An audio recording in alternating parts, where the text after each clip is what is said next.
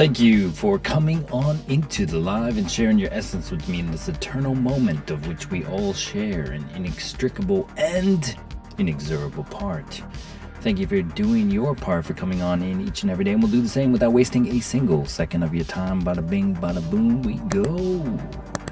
And Bitcoin reclaiming that 786 diagonal pitch fan level as it butts its head up against the resistance of this path that we dropped down from in 2021 and 2022, these daily support and resistance levels.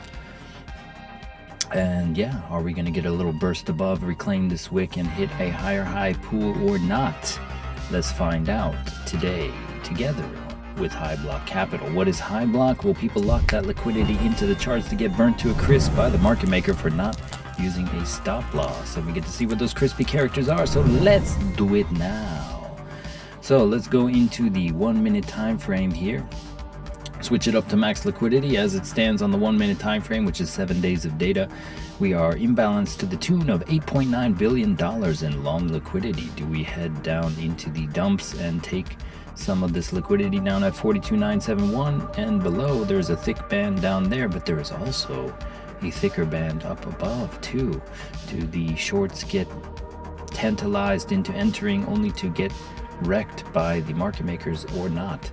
Let's go to the higher time frame to find out. Shout out to everyone here.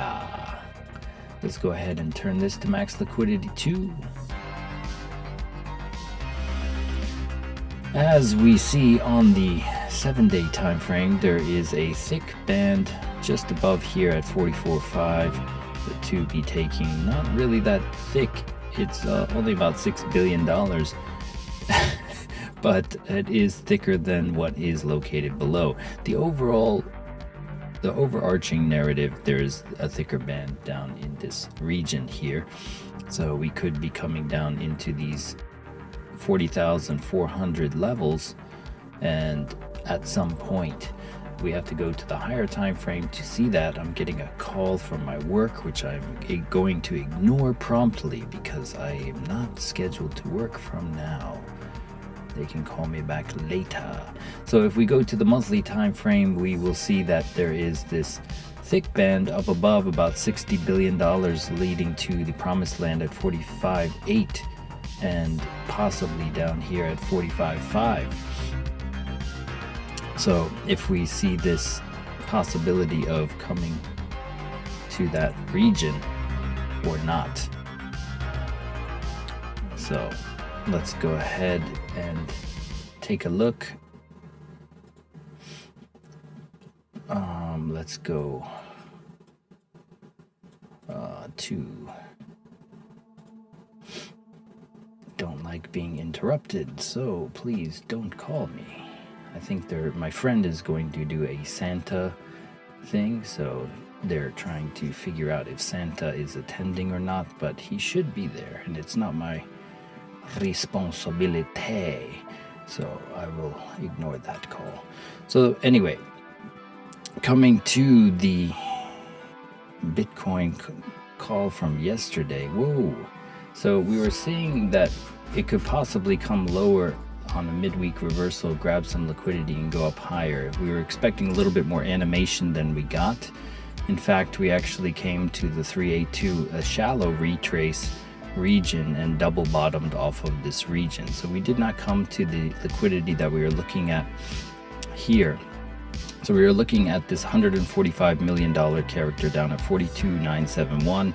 This thick band of liquidity was not taken. We were expecting this to get taken and then head for the shorts thereafter. It's instead tried to induce a little bit more illiquidity by consolidating here between this 786 and this 382 of the impulse here. So if we delete this, because it did not come to that area, this pool is still there, and this projection to the upside is still slated to happen. But let's figure out what's going on here. All right, so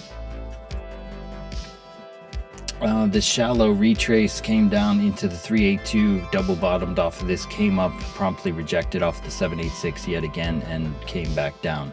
And now we're waiting at the 706 for this trapdoor to be released or permission granted to go higher. I think the analysis remains the same, and they will do a liquidity grab before heading higher. It just makes sense to promptly flush the shorts before sending the, or flush the longs before sending the shorts to oblivion. We're still in line for that projection as long as we hold this 236. The 236 for the long is here, 42,490. We talked about that. If we can get above that 42,490, I am slated to see us come to this region. And so all of this is just monitoring of that long idea from down here from Tuesday. Or actually it was Wednesday, sorry about that. So yeah, let's go ahead and throw on the momentum here and figure out what's going on. So momentummaster.info, link in the description for more. And yeah, you can scroll down to the features, toggle at your leisure, read about each of the components, the trend cloud, the baseline, the stochastic array, and more. Dynamic alerts to your phone. What are you waiting for? So if we go to the let's go ahead, go to the higher time frame, turn this on. You can also see that there were some nukes to you Momentum Master folks out there. We had some nukes, which is why we promptly rejected off of that level here. So if we go to, I believe it was the 15-minute here, we had some nukes leading up into that New York play. Yeah, so we had a few nukes print and then pooped the bed at that 786 resistance, daily resistance level, and came back down, getting some 2 time frames oversold. And we're just engineering some liquidity for a liquidity grab. Okay, so let's go ahead and do our daily descent through the time frames. One thing that we were looking at and keeping an eye on, of course, and it takes time to percolate. Let's watch it percolate together, this cross down event of the 3-day.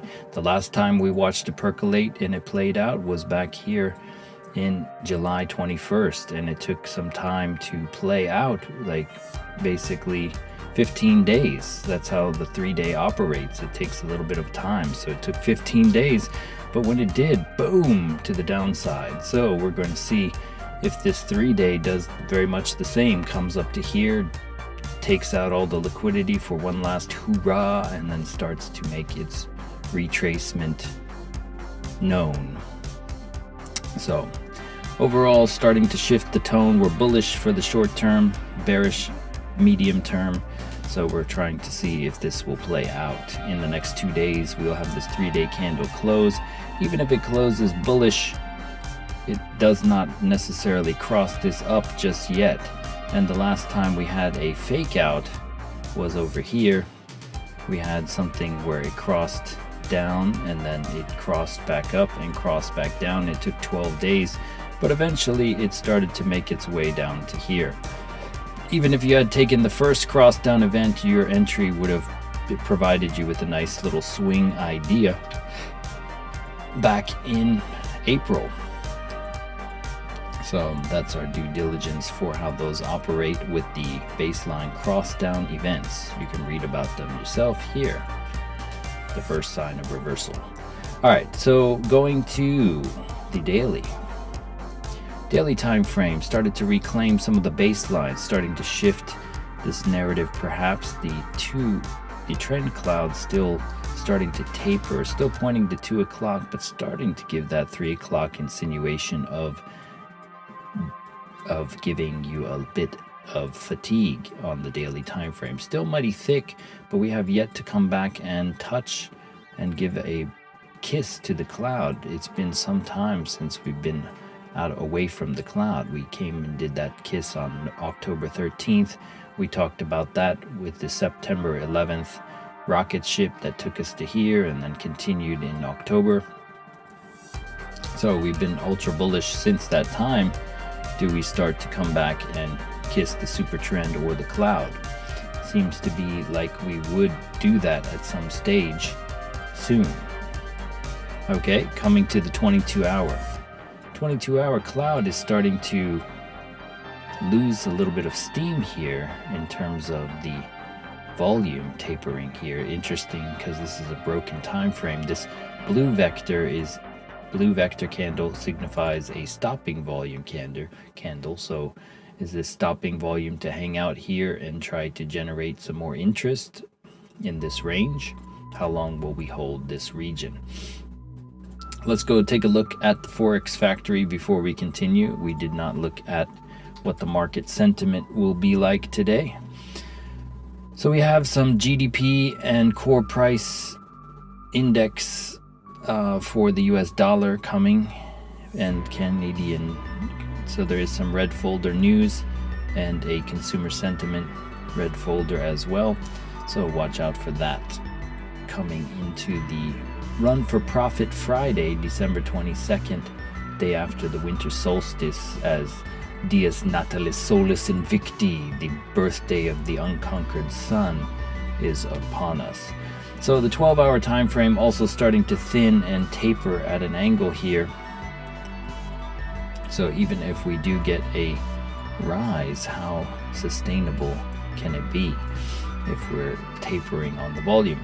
So if we go to the 12-hour time frame, we were talking about this hidden bullish divergence off of the disparity of the money flow and the RSI. Where is that? Here you have the money flow, here you have the RSI.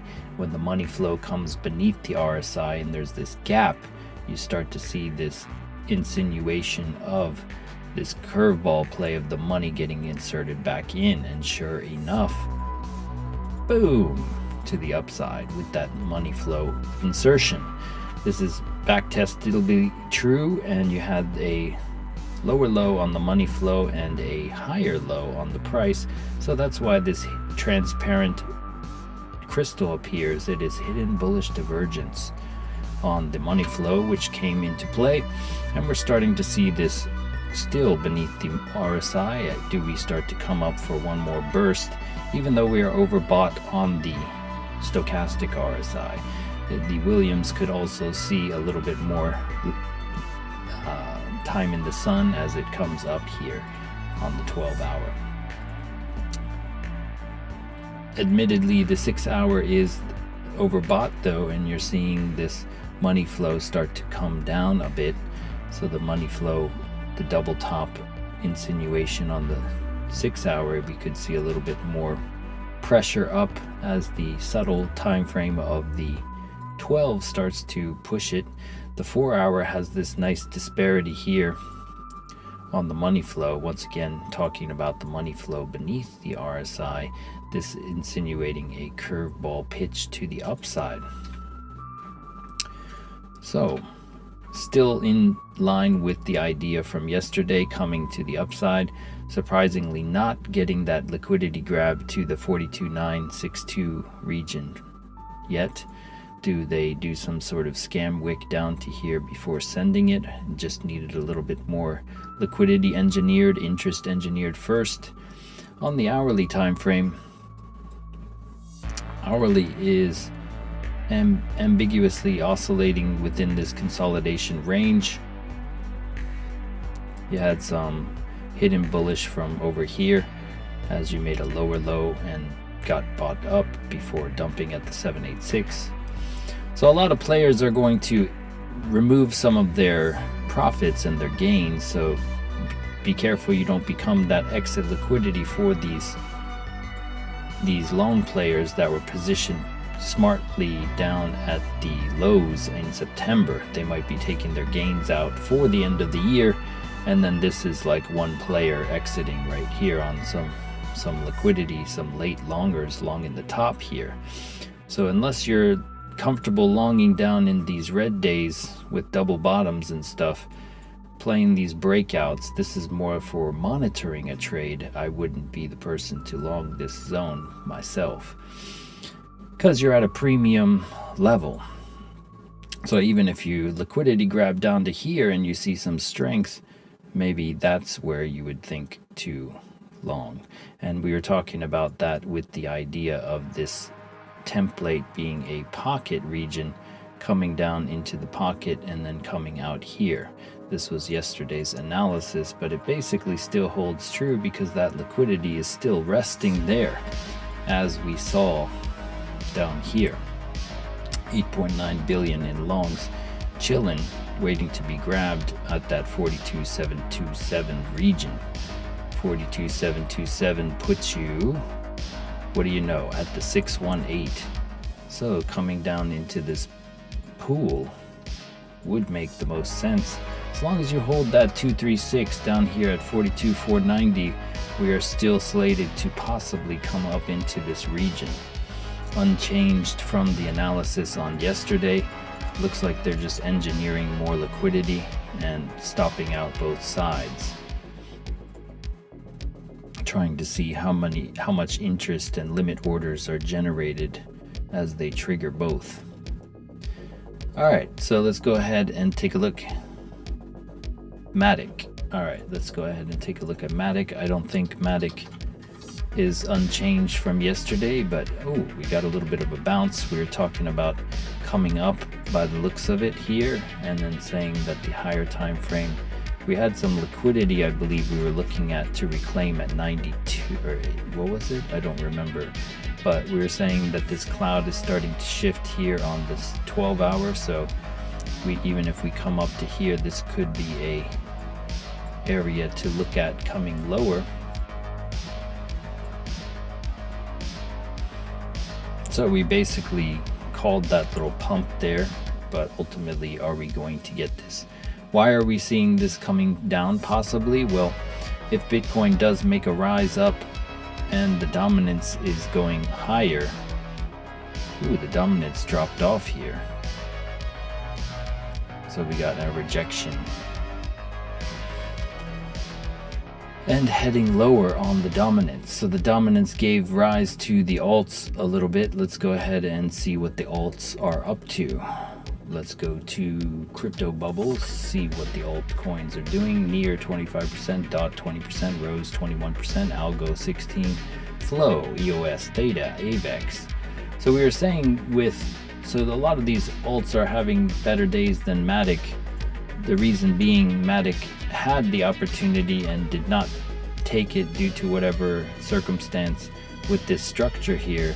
So having this 236 hold at that level, which we are looking at, I believe we did something like this, and then this 236 here was where we were looking at possibly longing.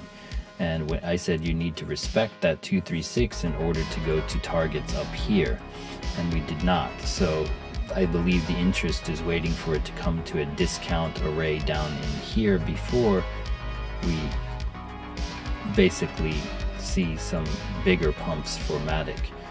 So I could be wrong on that, but we are respecting this daily super trend, and basically coming to the 12 hour here, this cloud insinuating that you're beneath it, so that coming beneath this cloud, you are getting a cross up of the 12 hour, but overall you are overbought on a lot of time frames. Overbought on the 4, overbought on the hourly, overbought on the 15. Why is it doing that? So you're starting to get this 12 hour subtle push up with the rising sun event. So this is why we are seeing us come up to here, but ultimately what will the reaction be up in this region? If we come to the levels here for Matic, let's go see what the liquidity is looking like. Booyah. Matic, Matic, Matic.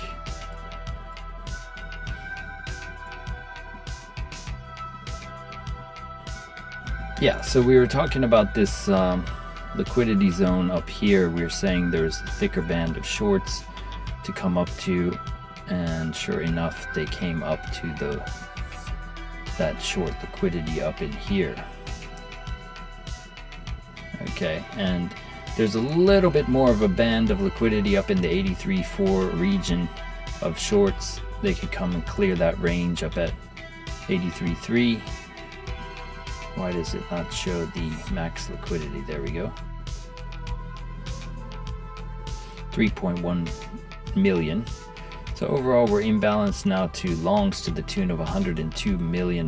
So eventually coming possibly down to that region after clearing out the shorts. So that is why we were looking at that. So we're still slated on target. It looks like the 12-hour could possibly be giving a run here. You're getting this rising sun event on the Williams and the cross up of the baselines of the 12-hour. So does the 12-hour take you to the promised land? It's probably not as clean a structure or play as some of these other coins are playing out right now, just due to the high resistance of this region. So coming back down to a low resistance zone and getting an order block down here would be the more probable, higher probability long setup would be down in this region, as you are in this high resistance zone where a lot of people are exiting positions. Okay, yeah, that's my story for Matic. I see all the lower time frames, 4-hour overbought, hourly overbought, 15 getting to be overbought. So seeing how this breaks above and reacts off of that up in that region, I would be looking to reposition after it hits 83.3. So 83.3, like right around here, possibly goes a little bit higher just to be sure, reclaim some of this liquidity, and then maybe come down into this region. The interesting thing was the dominance dropped. Let's do a proper dominance update for that. So seeing how the dominance is getting rejected here on the 12-hour, and the 12-hour did not, with that prompt rejection of that cloud, we did not get any reversion. It was more like a stop hunt coming back down. So where is this cloud here? Is this a 4-hour? So we came beneath. So this is giving the alt rally as the dominance drops here. Dominance dropping while Bitcoin goes sideways gives you a bit of an alt rally. So let's go ahead and see this.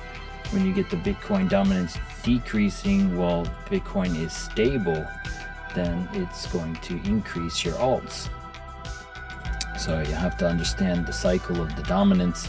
Bitcoin dominance is decreasing, Bitcoin is stable for the moment, so the alts are increasing. Now, if it's decreasing when Bitcoin surges, then your alts could be something to look at. So this is why the alts are having a day in the park. Bonk and all these strange meme coins, people trading them.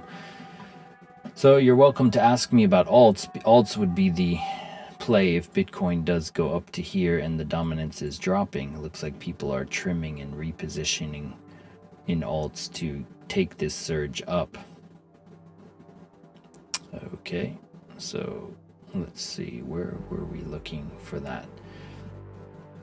All right, Bitcoin dominance, the USDT dominance, we were talking about coming down for a double bottom here. We broke the cloud, so we were talking about coming back down to the wick.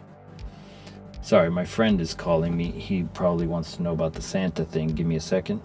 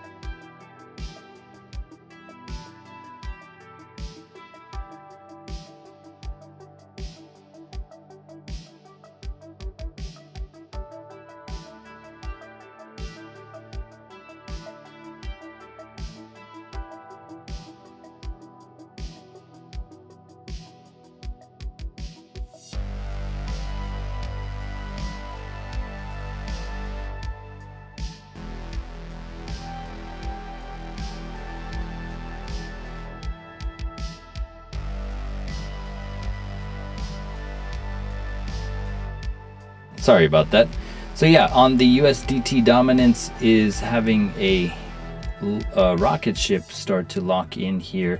At some point, if we reclaim the wick, we could be getting this signifies the Bitcoin going higher narrative if we come down for this double bottom event, and then after that, do we get a retrace?